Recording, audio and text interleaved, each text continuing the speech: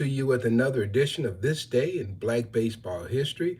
Of course, this is the December 11th edition of This Day in Black Baseball History. So if you joined me before, you know what I do. I give you a historic fact and commentary on that fact. So just want to thank everybody for joining this morning as we talk a little bit of history to get the day started. We got to get this ball to rolling. How about that, using a baseball term?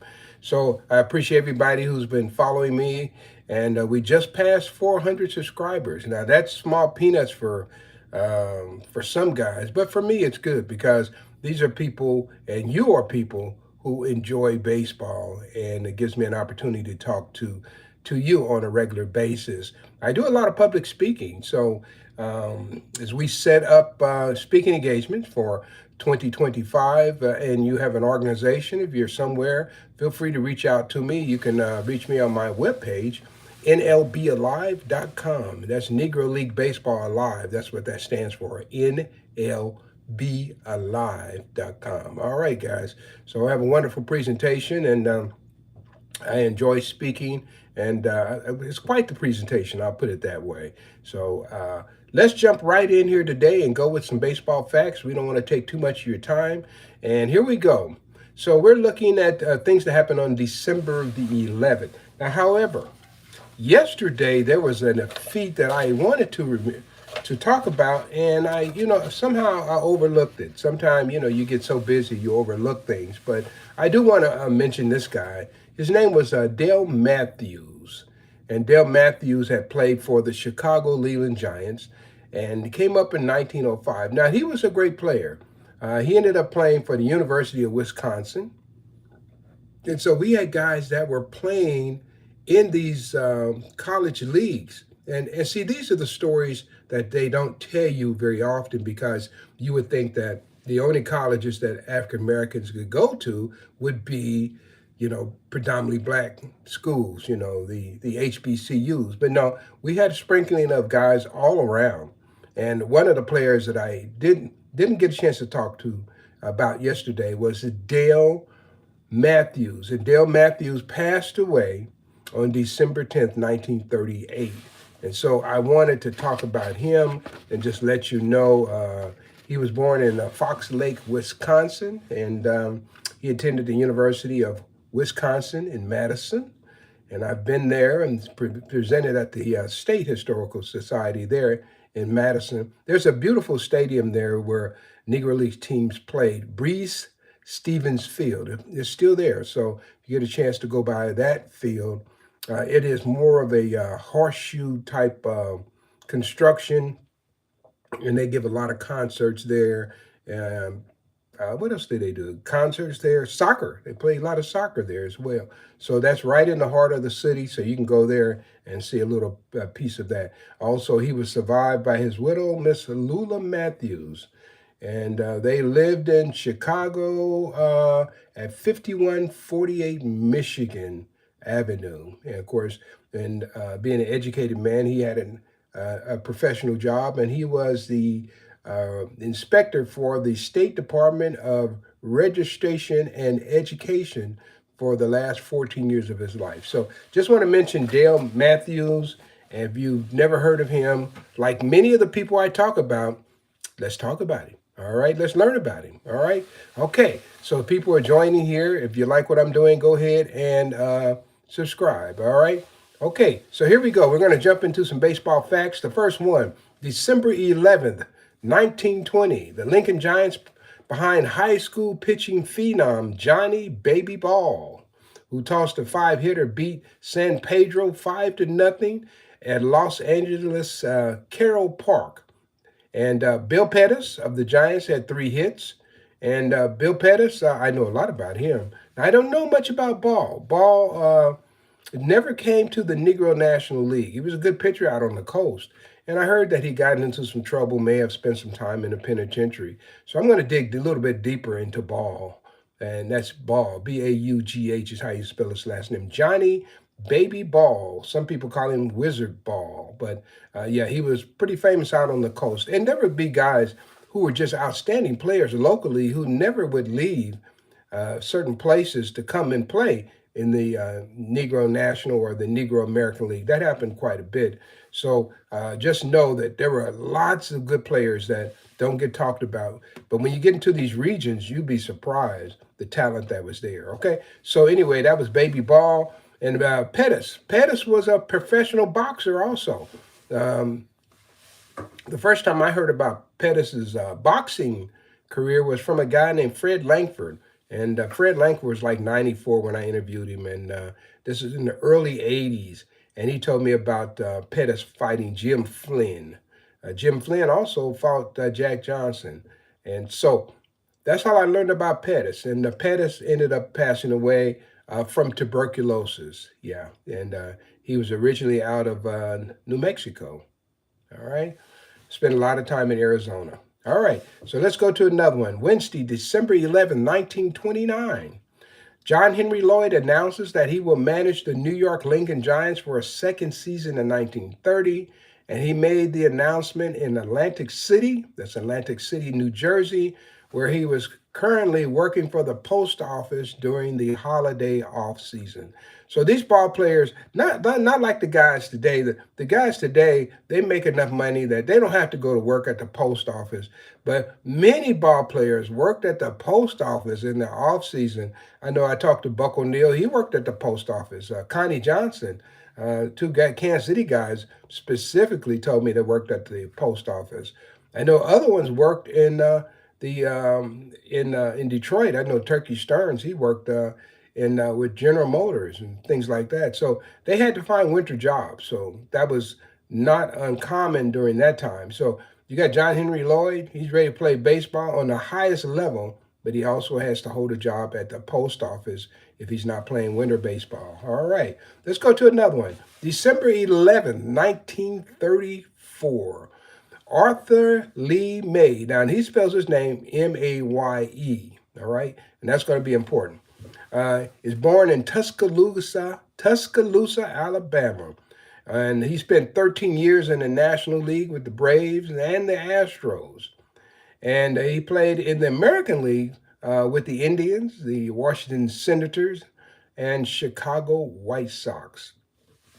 His career totaled 1,288 games, and of course, he led the National League with 44 doubles in 1964. Now, this guy's an interesting fellow because he was also a doo-wop singer with the Crowns. The Crowns were a pretty strong doo-wop group during the 1950s. In fact, they recorded their first hit, and once again, these were high school guys who, and this is how groups used to get together. Um, you would take maybe some people in your school and you find some people who could sing or play instruments or whatever. And you put together a band, you put together a singing group, and then you go for the gold, right? So anyway, in high school, he got some of his high school buddies together. They all got together and they recorded a song called "Oh Ruba," Rooba Lee, in 1956 for Specialty Records. Now, if you know anything about Specialty Records, Little Richard also recorded on Specialty Records. A lot of gospel people recorded on Specialty Records. So it was kind of a race-based label, a specialty. And so he recorded there. And so he spent most of his baseball career and his music career, they were kind of intermeshed. So while he was playing baseball, he was also singing. And he'd do his singing mostly in the off season, and he'd go and record for every chance he got. So some of his biggest hits with the Crowns, or the Crowns' biggest hits featuring Lee May, Maye, were Gloria, Love Me Always, and Truly. Now, the reason I keep spelling his last name because there are two Lee Mays in baseball. Now, keep in mind, the first guy's named Arthur Lee May. So his real first name was Arthur. Okay? So Arthur, however you want to probably pronounce it. And then the other guy was named Lee May. He was Lee Andrew May. So his first name was Lee. And of course, he played for Cincinnati when I was growing up. That's where I first picked him up on baseball cards, was when he was playing for the Cincinnati Reds. So that is another name. So anyway, so you got Lee May, uh, Arthur Lee May, who went by Maye, and then you have the other one, the other May, all right, and he was Lee Andrew May, May. So yeah, pronounced the same way but spelled differently. So just want to tell you about that. All right, let's go to December 11, 1938. Um, Team owners meet at the Appomattox Club on Grand Boulevard in Chicago to merge the Negro American League and Negro National League to increase interleague play among league teams. So what you're seeing here, we see this now in the American and the National League, but all of the things that the American National League do weren't started there. So you have Negro League teams starting to play interleague play. They agreed to do more of this at the end of the 1938 season. So, for instance, the Kansas City Monarchs in 1938, they never went east. They did have a couple of games down in Texas, preseason games, where they had played the Philadelphia team, and I think they played the Grays.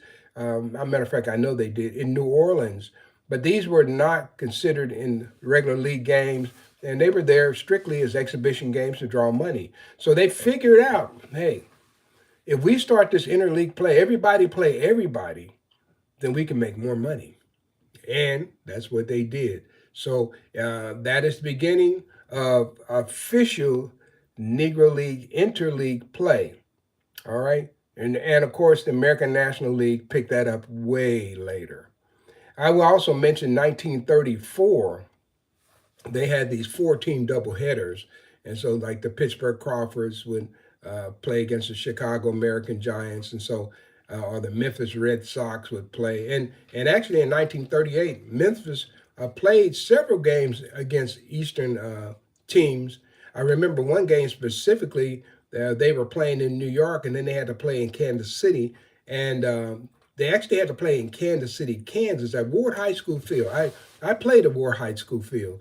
And so anyway, Memphis was late in getting there, and the Monarchs ended up playing one of the local teams, and who had a great guy named Emory Emery Osborne used to cut the ball. I remember Duty remember him, Ted Double Duty Ratcliffe. We talked about Emory Osborne, and he said he came to that field, and they were playing, and Emory Osborne was cutting the ball, and Ted Ratcliffe said, "I'll show him how to cut the ball." And Ted Ratcliffe knew a little bit about how to play a little dirty baseball. So yeah, they cut the baseball, and then that make the ball break a little extra. Yeah, so yeah, I did actually played in that field. So I knew that field had big field had no home run wall when I was there. So if you hit the ball dead center, man, it was all you could get. You just take off running. And so anyway, great memories of playing in the Ward High School field, and so playing on the same field with the Monarchs and Memphis Red Sox fields that they have played on. All right, then. So let's go to my last one for today. It's something that occurred on December 11th, 1962. The Boston Red Sox traded middle infielder Pumpsie Green for a player to be named later, who ended up being Al Morin, and Tracy Stollard to the New York Mets for Felix Mantilla. Green's best season, you probably remember Green. Green was the last black player to be admitted on an American League team, and when he joined the Mets. So the Boston Red Sox were the last team to integrate, and Pumpsie Green was the guy who came and integrated that team. And Green had his best American League season in 1962 when he batted .260 for the Red Sox and hit 6 home runs. He also drove in 27 runs that year. So that gives you just a little bit, guys, of what we do here. If you like what I'm doing, go ahead and subscribe and come back and see us again. We come on daily with facts that proclaim the greatness of the Negro National League players, Negro American League players, African American players who played in Major League Baseball as well. Okay, so if you're still here and you want to let me know, let me know from where you are calling. So somebody says, hello from St. Paul. I get a lot of people from St. Paul. Maybe this is the same guy, so I appreciate that. I always think about the St. Paul Gophers, man. They had some great players that played with them. And occasionally the Minnesota Twins will wear this St. Paul Gophers throwback uniforms. Maybe one of these days they ought to remember. I don't know if they have. The Minneapolis Keystones, maybe you can tell me if they wore their uniforms too. That was Mitchell Kidd's team, yeah. So let's see. We got, we just got people saying hello. They don't say where they're from, but I appreciate you saying hello and greetings. That lets me know you're out there. So yeah. So if you anytime, just let me know where you are connecting from, because in many cases I've been to those cities and I've been to St. Paul. Man, I'm trying to think. The last time I was there, man, it's been a few years ago, but we did some kind of hot stove kind of program there, and we were hot on the tails of August Wilson play. So somebody said they're joining from Oklahoma. Yeah, Oklahoma is a great place. Been all through Oklahoma. I'm trying to think. Of course, I've been down to Guthrie. Spoke at the museum there in Guthrie, Oklahoma, over by Langston University. Also, Oklahoma City. I was at the Ralph Edison Library there in past. I've been to Bricktown. I have a picture I took with the statue of Wilbur Bullet Rogan in front of the stadium Bricktown there in Oklahoma City. So yeah, and so somebody says here in D.C. from Pittsburgh, visited Josh Gibson and Honus Wagner's grave sites this year. Okay, that means you're a baseball fan. So let's see, D.C. Yeah, I was in D.C. Let's see, the last time I was in D.C., I was part of the John Lewis pilgrimage, and so we flew into Washington D.C. and caught a chartered flight down to Alabama, and we had the I guess, what do you call them? I'm trying to think. They're not the National Police, but they have a name for them. And they were with us the entire trip. We were on this John Lewis pilgrimage down in Birmingham, and I had the honor of being their speaker for one of their luncheons. And man, it was just an amazing trip to go on that John Lewis pilgrimage and walk across the Edmund Pettus Bridge. So yes, I've done that. So somebody said, yes, I've subscribed. I appreciate that. I appreciate that. And so, yeah, sounds like good trouble. You know, I was up in New York, and there's a town called Newburgh, and I heard that there was a statue of John Lewis in Newburgh.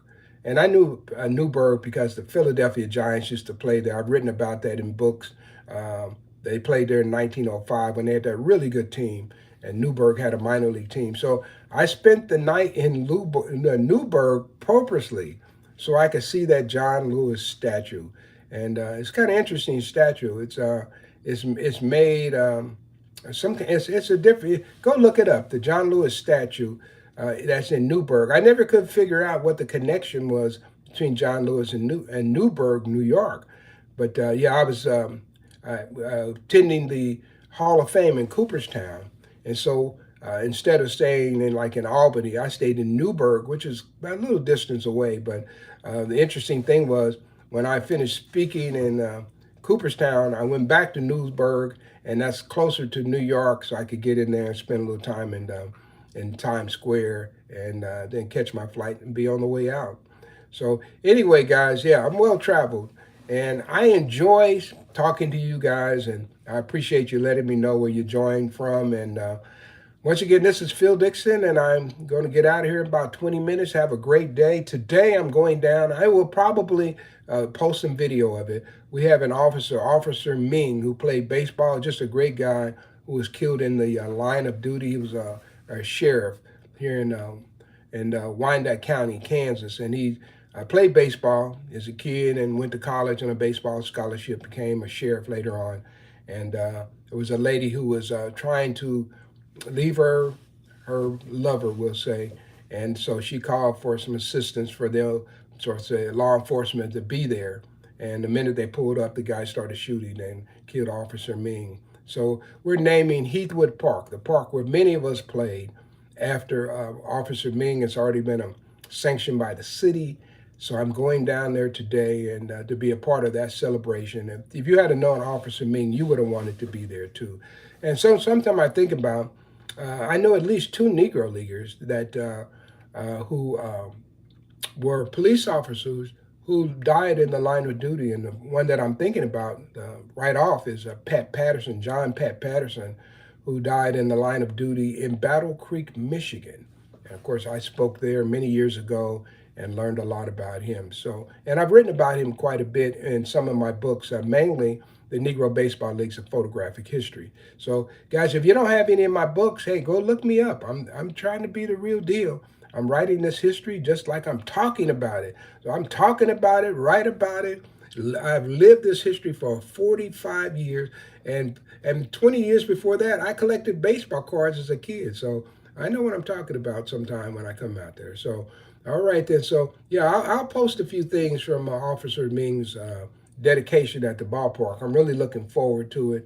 It really was disturbing that he passed away. We did attend church together also, and he played basketball with my son every Wednesday night. And he was a community guy, helped young people. But hey, it's a dangerous occupation sometimes to be in law enforcement. We understand that. So, all right, guys, thank you for joining me and have a wonderful day. And we will be in touch real soon and we'll talk a little baseball. And I have some great baseball facts coming up every day. And I am excited always to present to you. So have a great day and we will see you soon. Bye.